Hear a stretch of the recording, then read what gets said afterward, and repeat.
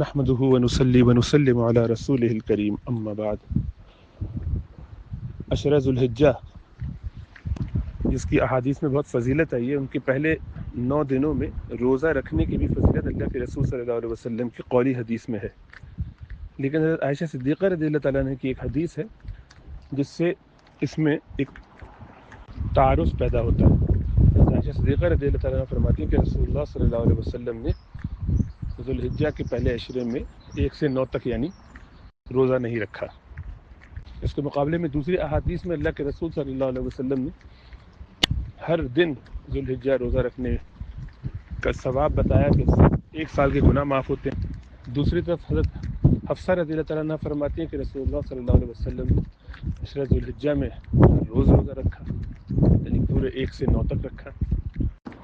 اس تعارض کی وجہ سے بعض اوقات لوگ اس غلط فہمی کا شکار ہو جاتے ہیں کہ رسول اللہ صلی اللہ علیہ وسلم نے اگر روزہ نہیں رکھا تو ہمیں نہیں رکھنا چاہیے۔ تو پہلی بات تو یہ ہے کہ اللہ کے رسول صلی اللہ علیہ وسلم نے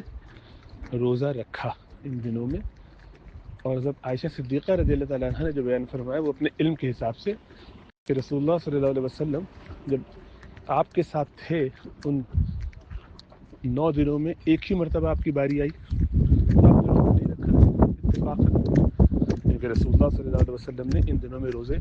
رکھے بھی ہیں اور ایک آدھ چھوڑا بھی ہے، یہ بتانے کے لیے کہ چھوڑا جا سکتا ہے، اور نبی کے لیے ایسا کرنا ضروری ہوتا ہے، ہر وہ چیز بتانا کہ جو جائز ہو، جس کی گنجائش ہو، تاکہ وہ چیز بعد میں فرض کی طرح نہ سمجھی جانے لگے۔ اور دوسری حکمت یہ ہوتی ہے کہ ہر وہ نفلی کام جو رسول اللہ صلی اللہ علیہ وسلم تاکید سے کریں تو کبھی اس کے فرض ہونے کا بھی احتمال ہوتا ہے جب تک کہ وحی کا سلسلہ جاری ہو۔ تو چنانچہ آپ بہت سارے کاموں کو اس لیے بھی چھوڑ دیا کرتے تھے۔ تو عائشہ صدیقہ رضی اللہ تعالیٰ عنہ کی جو باری آئی ان 9 دنوں میں ایک ہی مرتبہ آئے گی ہر سال،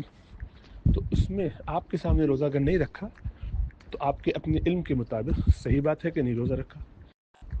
اور وہ اس میں یہ بھی ہوا کہ ہر سال مختلف دنوں میں اتفاق سے باری آئی، یہ ایک ہی دن تو نہیں آئے گی، تو وہ آگے پیچھے ہوتے رہے تو دیکھا کہ کبھی بھی روزہ نہیں رکھ رہے ہیں، تو اس کا مطلب ہے کہ روزہ نہیں رکھا۔ تو اپنے علم کے حساب سے بات درست ہے، لیکن ایک اور دوسرا اصول ہے کہ جب کسی حدیث سے ثابت ہوتا ہو کہ آپ نے کوئی عمل کیا ہے اور اس کے مقابلے میں دوسری حدیث سے ثابت ہوتا ہو کہ آپ نے وہ عمل نہیں کیا، تو ترجیح اس حدیث کو دی جاتی ہے جس میں آپ سے وہ کام کرنا پایا، یعنی مثبت کو نافی پر فضیلت ہوتی ہے، ثابت کرنے والے کو